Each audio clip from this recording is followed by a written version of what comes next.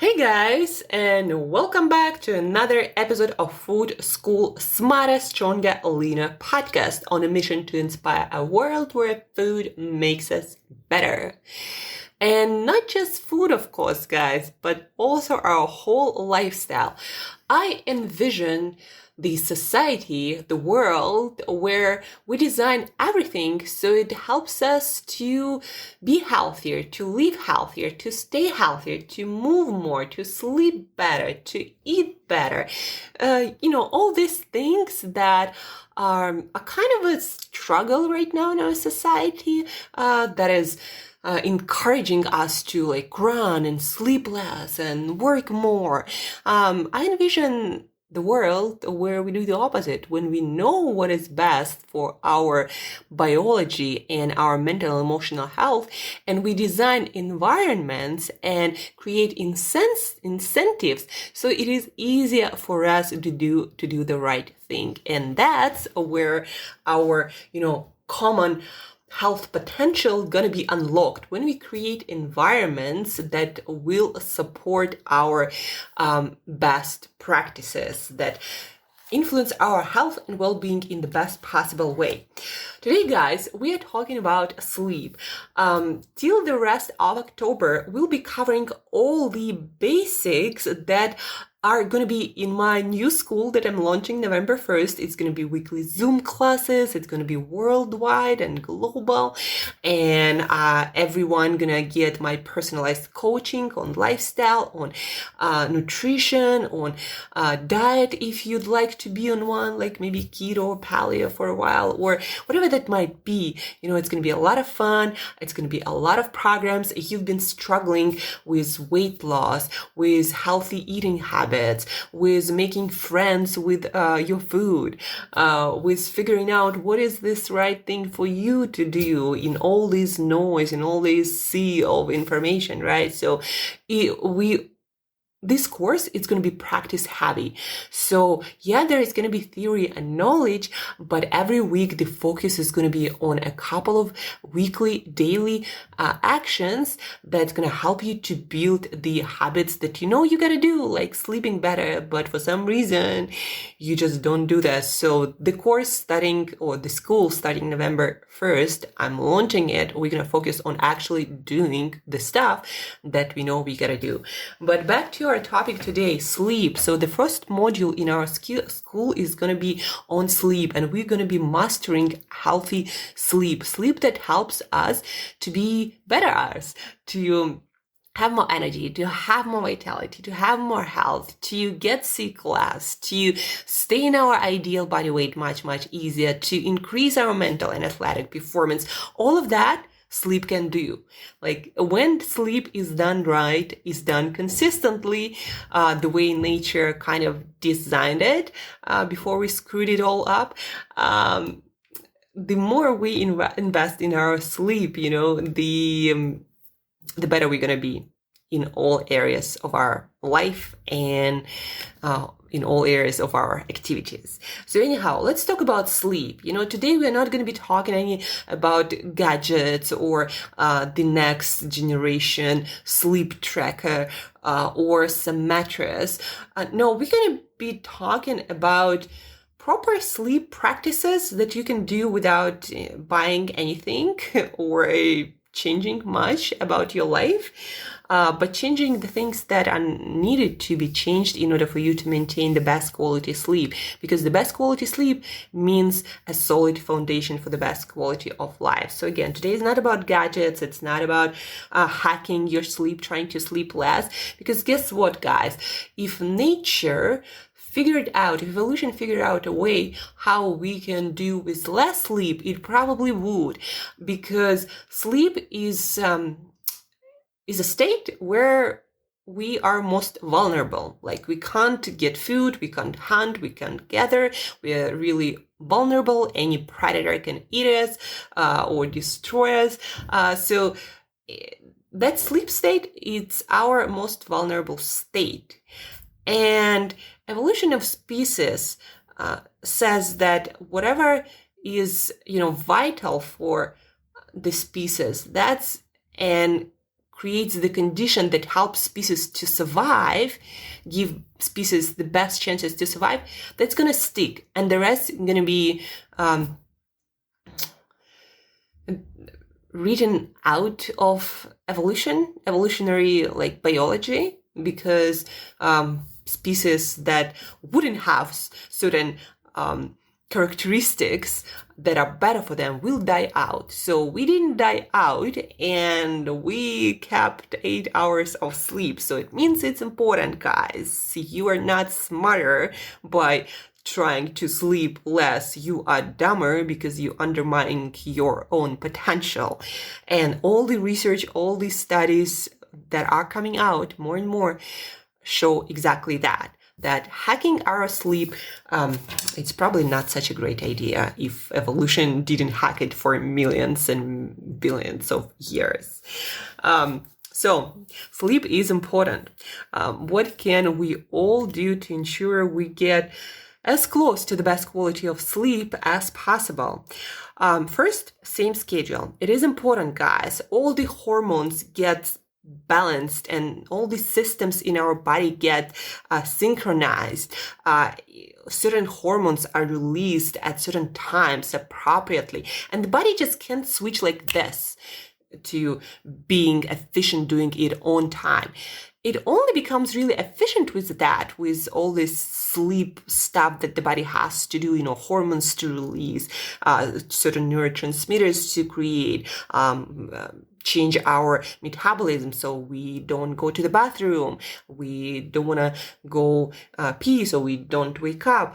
So many processes the body has to do to synchronize in order for us to have uninterrupted good quality sleep.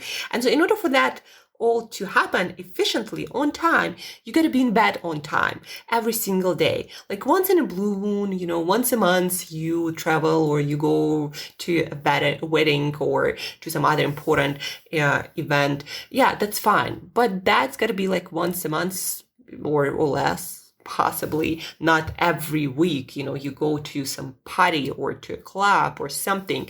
And then the body has to adapt again to new sleep schedule for another like 4 or 5 days, guys. The body doesn't switch like this overnight. No, if you go to bed one night, 5 or 6 or 7 hours later, the next 3-4 days, the body is going to be adjusting back to your normal schedule, and you're not going to be your best self, really. So same schedule is very, very important. They even invented the term for this, weekend late night social jet lag.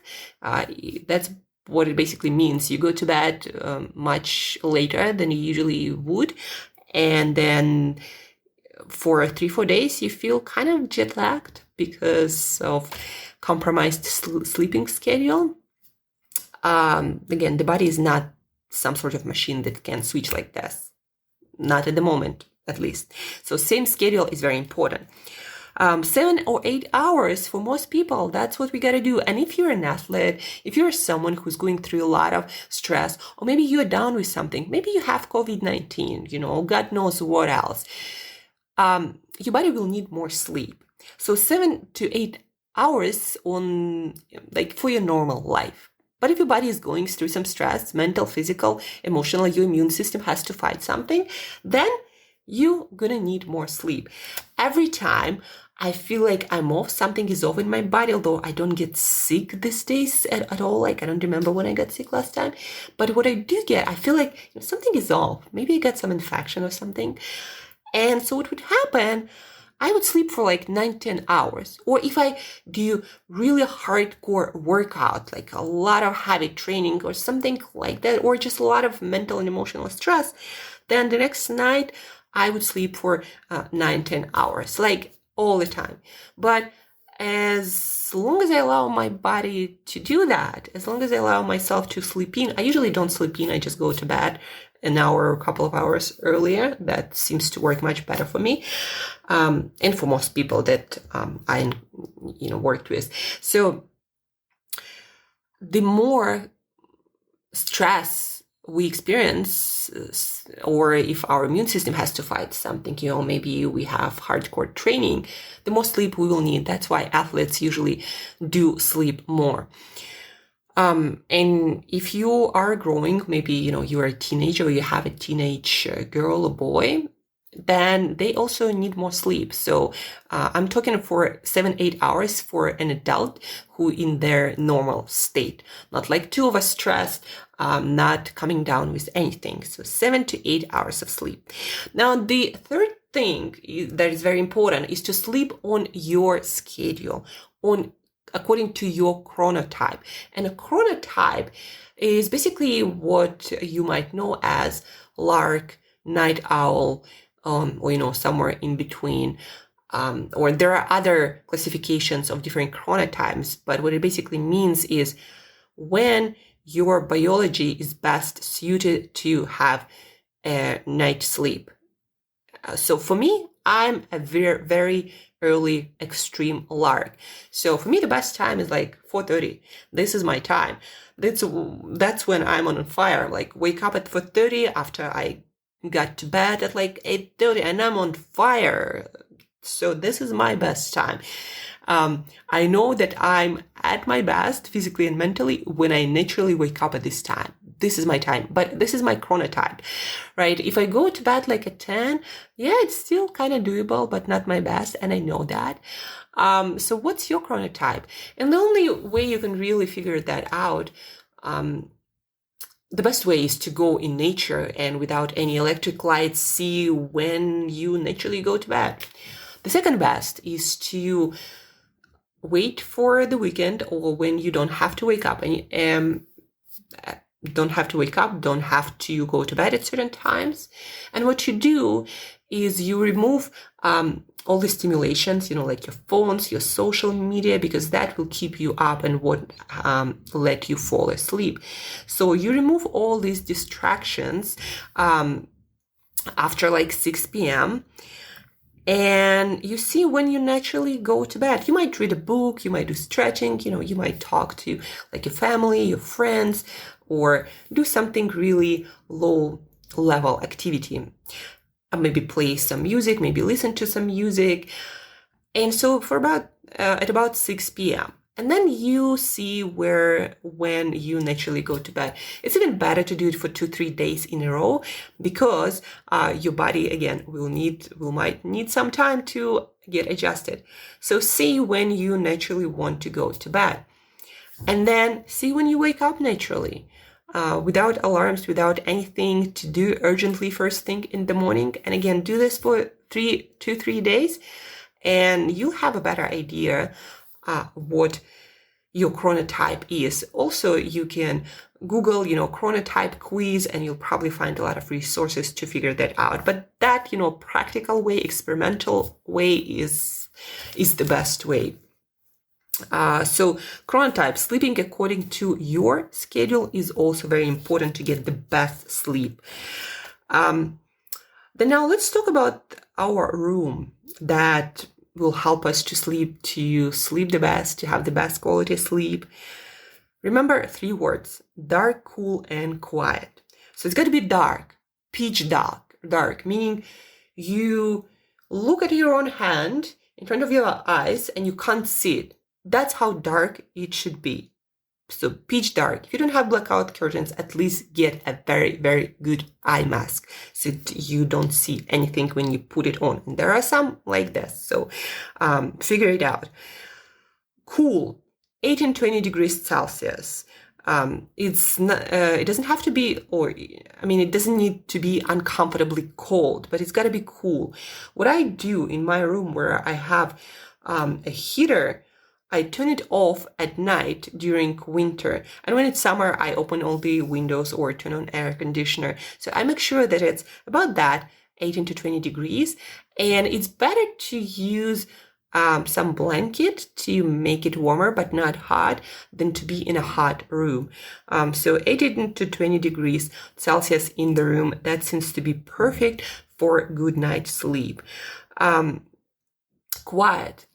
It's got to be quiet. The best, I have right now those windows that are noise proof, so I don't hear anything. But even then, I use earplugs to make sure that there is no loud noise, I don't know, from my neighbors, or maybe outside of my window, because the windows are not completely noise proof. They're like mostly, but if there is something really loud outside, I'm gonna hear it. And I might hear it, but not necessarily consciously be aware of waking up during the night because of some sound. But my sleep will be interrupted, and it's going to be much lighter, because our brain is always awake and it's still trying to keep us safe and alive. And so if there is some noise, your brain is going to get from deep sleep to lighter sleep, to just be aware of what's going on around you. And so if there is this light kind of noise, they even did experiments with that and confirmed that it's true, then you're not going to be sleeping that deep, even though you might not be consciously awake either.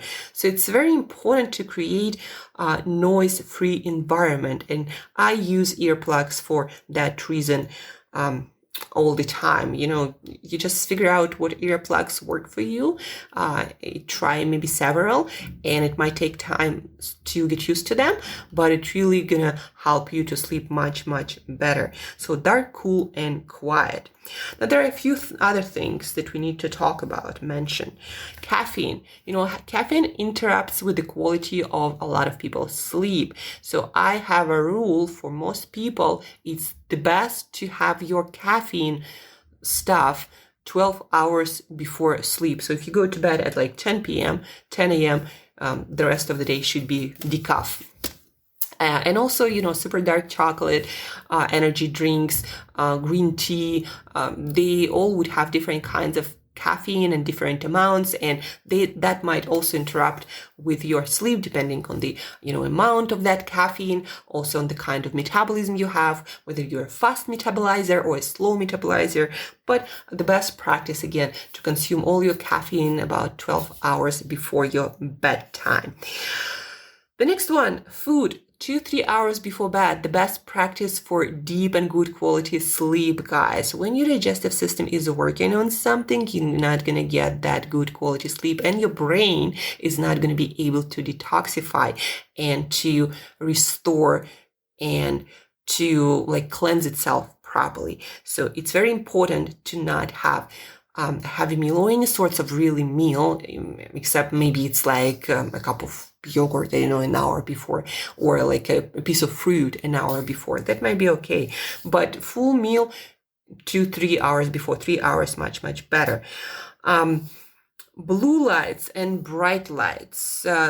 Again, 2-3 hours before bed, I highly recommend you to eliminate all blue lights, installing blue light blocking applications on your phone, on your computer, but also not having blue lights and bright lights on in your apartment, where, you work or where you go to. As much as possible, try to eliminate all bright and blue light 2-3 hours before bed. That blue light and any bright lightning, it delays the release of melatonin that is needed to make you fall asleep and to make you sleep deeper and better. That's why it's important to eliminate as much as possible all this bright lightning, and especially blue and green light spectrum. Lights in your room should be not overhead, ideally, but the side ones, and they should be in orange, red, kind of like warm and yellowish kind of spectrum. So this is the perfect line for getting you ready, getting your brain ready for sleep. Then winding down routines. It's also very important not to be checking your emails, working an hour before bed, not to wind yourself up about some issue. It's not the time to have serious conversations. No, it's the time for have light conversations, pleasant conversations, have to read the book, to enjoy some music, to take a bath, to do some stretching, maybe watch something on your screen that has blue light blockers, something not too exciting. That's the idea. Wind down before bed, and that's how you'll be able to sleep much, much better and stop your brain from racing one thought after another. Workouts during the day, not right before bed, will help you to fall asleep. Also, studies prove people who do exercise during the day sleep much better and deeper and fall asleep faster. Morning walks. Morning walks, guys. Before 11 a.m., as soon as you can in the morning, as soon as sun is up, they help not just with mental health, to improve your mental health and your, happiness and joy. They help your body to rebalance, to reset circadian or biorhythms that will help you later to fall asleep. So it's basically kind of telling your body and your brain, this is morning, this is when day begins, and at some point later during the day, you'll need to make me fall asleep. So this is what you're doing with this morning walks. Plus, it's always good to start your day with some fresh air, some walking, some movement. It's an amazing way to start your day in so many ways. I've been doing my morning walks for many years now, and I sleep like a baby. Maybe it has something to do with this too. But even Navy SEAL practice that. Not always for sleep, very often for mental health. But yeah, morning walks, they help you to approach your day in a very different way. Plus, they help you to sleep better. And guys, so these are no-tech solutions that we all should be doing. And I'm doing my best to practice them every single day. Sometimes things happen, but I make sure that they do not happen often. Besides, some of you are asking me about tech solutions to improve your sleep. Well, the best, most proven solution to improve your sleep has to do with changing temperature during your sleep cycle. So basically making your body cooler or warmer during different stages of your sleep.